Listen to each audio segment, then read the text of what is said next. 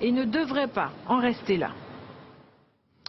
Et nous parlons de la rénovation urbaine de Pointe-à-Pitre et des Abîmes avec la visite en Guadeloupe du directeur de l'ANRU, l'Agence nationale de rénovation urbaine, Nicolas Grivel, qui est notre invité. Depuis ce matin, vous animez un séminaire au Gosier en présence des différents partenaires de l'opération, à savoir l'État et les collectivités locales. Une rencontre qui a dévoilé les modalités financières et techniques de ce nouveau plan qui débutera après 2021, date de l'achèvement du premier plan actuellement en cours. Et justement, ce programme est en plein chantier. Aujourd'hui, près de 2 milliards d'investissements autour de logements locatifs et intermédiaires, mais aussi des espaces publics et commerciaux. Avant de recevoir le directeur de l'ANRU, je propose de faire un point d'étape sur cette rénovation à Pointe-à-Pitre et aux Abîmes. C'est un dossier d'Éric Rayapin et Emmanuel Gia. Nous sommes à Pointe-à-Pitre, au cœur des cités Chanzy et Henri IV. Ce quartier illustre parfaitement la réalité d'une rénovation réussie. Au centre, 3 immeubles récents qui ont remplacé les anciens blocs construits dans les années 60-70. Blocs particulièrement vulnérables aux risques sismiques. À côté, un ensemble de logements rénovés et derrière des bars qui seront à terme démolis pour laisser la place à des ensembles plus modernes et plus confortables pour les habitants.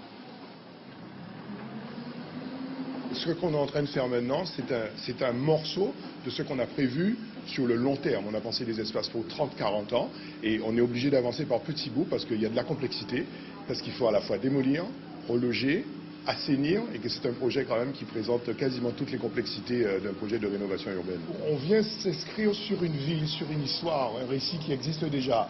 Donc on tient compte des habitudes, on tient compte des gens et on fait aussi avec les gens. Tout ce qui a été fait avec des réunions où on a intégré les gens dans les choix qu'on a proposés. Jusqu'à maintenant, ils sont là, ils font des réflexions et ils participent un peu à cette reconstruction. Les quartiers de l'Oricisque ne sont pas en reste dans cette rénovation. Face au boulevard maritime, ces nouveaux logements sont favorablement accueillis par les associations de résidents, malgré un certain changement dans les habitudes. Ça a amélioré la vie des résidents, mais n'empêche que ça a créé un certain nombre de bouleversements dans nos vies, puisque bien qu'avertis, nous avons quand même dû laisser derrière nous pas mal une charge sentimentale ou émotionnelle. Autre bouleversement, le prix des loyers. Mais là aussi, les habitants se montrent réalistes. Mon loyer a doublé, effectivement. Bon, c'est vrai que ça n'a rien à voir avec la Gabarre où j'y vivais. Donc finalement, la qualité est autre. Donc je pense qu'il faut effectivement, il fallait s'attendre à ce que le loyer soit augmenté. À quelques pas de l'Oricisque, sur le site de l'ancien stade Pierre-Antonius de Bergevin, l'architecte en chef Marc Jallet est sur le terrain, à la rencontre des chefs de chantier, mais aussi des ouvriers. Ces nouveaux bâtiments répondent à une nouvelle demande de logement intermédiaire, une véritable mixité qui relancera le dynamisme économique de la ville. Un véritable ensemble plus fonctionnel. Le commerce. Parce que là, on est vraiment dans un autre pan de la rénovation qui est vraiment la vitrine du projet. Avec cette façade commerciale qui répond à la gare routière, qui répond à la gare maritime. Et en fait, on aura une sorte de grande place centrale pour Pointe-à-Pitre, assez unique, assez grande. Je crois que c'est vraiment la première fois. Ça sera même l'une des plus grandes de la Guadeloupe. Pointe-à-Pitre, 75% de réalisation. Abîmes est à 40% de réalisation de sa rénovation urbaine. Les difficultés techniques et administratives n'ont cependant pas freiné la ville, qui s'est concentrée sur 2 grands pôles. Le premier avec la reconstruction de logements locatifs à Grand-Camp, illustré par les collinettes. Le second visible sur le boulevard de la Rénovation, Orisé, avec notamment des containers aménagés pour réorganiser les petits commerces et artisans autour de l'hygiène sanitaire. Autre axe déterminant, la rue de Marie-Galante et le canal du Rézé.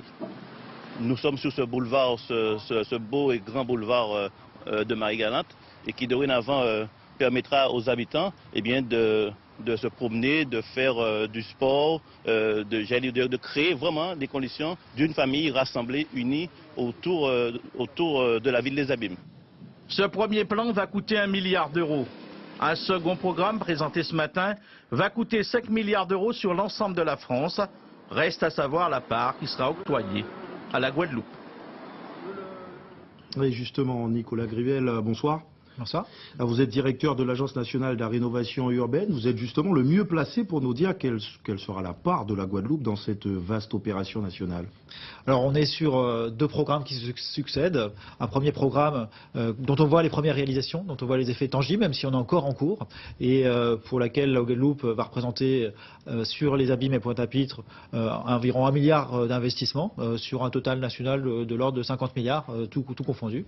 Et donc un deuxième programme qui va lui succéder et qui va monter en charge plus vite que ce que vous disiez tout à l'heure, puisqu'on ne va pas attendre la fin du premier programme et 2021. Donc on va juxtaposer et intervenir dans des nouveaux quartiers en complément. Et ça va se définir dans les prochaines semaines, prochains mois. Donc on n'a pas encore les chiffres précis sur ce qui pourra se faire en Guadeloupe, mais on va y travailler. Il y aura plus de 20 milliards d'euros au total d'investissement sur ce deuxième programme au niveau national.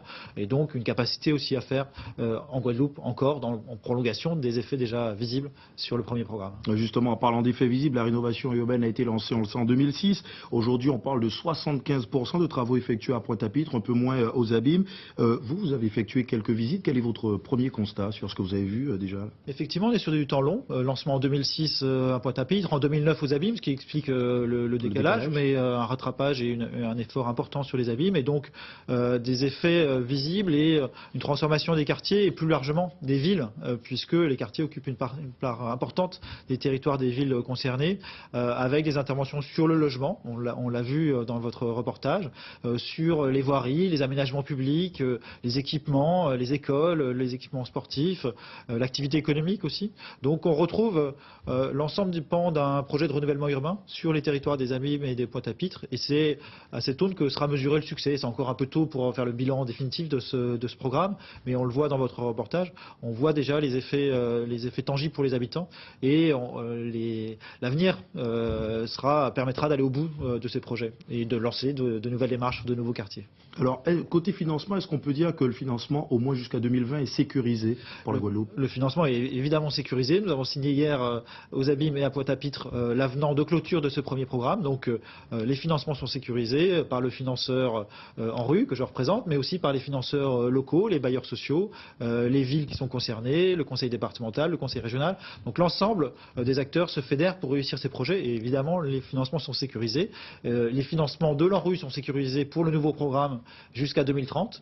Et donc, on va discuter avec l'ensemble des quartiers que nous accompagnons, 200 quartiers au niveau national, prioritaires. Pointe-à-Pitre et les abîmes en font partie. Nous allons discuter des conditions de ces financements sur le nouveau programme. Alors justement, vous avez parlé de Pointe-à-Pitre et les abîmes. La rénovation urbaine concerne ces deux villes. Pourtant, d'autres communes en Guadeloupe sont dans le besoin. Est-ce que vous prévoyez d'étendre justement l'opération? Alors, comment faire pour qu'elle puisse bénéficier justement de ces aides? Pour ce qui nous concerne, nous, en termes d'intervention de rénovation urbaine, il y a une sélection des quartiers qui a été faite au niveau national, et donc ça concernera, comme sur le premier programme, les abîmes et Pointe-à-Pitre. Ça ne veut pas dire qu'il ne se passe pas d'autres choses ailleurs, au terme de politique de la ville, de l'accompagnement, de l'intervention des collectivités, des bailleurs sociaux, mais la focalisation et l'effort national, la concentration de l'effort national et la solidarité nationale s'exprimera dans les quartiers prioritaires, et en particulier au Pointe-à-Pitre, aux abîmes. Nicolas Grivel, merci d'avoir répondu à nos questions. Merci beaucoup. On poursuit, on parle sport.